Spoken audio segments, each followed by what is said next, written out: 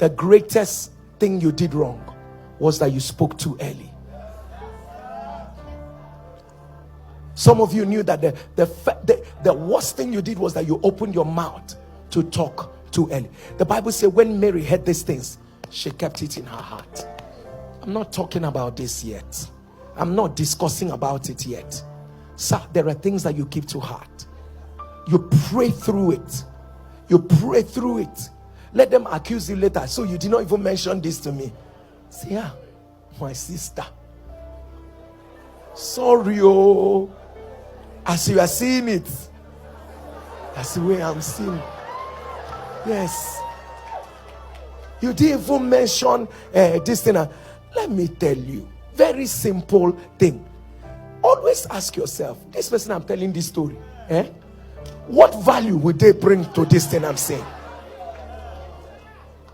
Do not reduce the quality of your life to gossip. If it is a destiny matter, don't subject it to the opinions of people who will not add value to your life and who will not help in the story that you're telling them. The only reason why the birds picked up the seed was that the seed was not covered.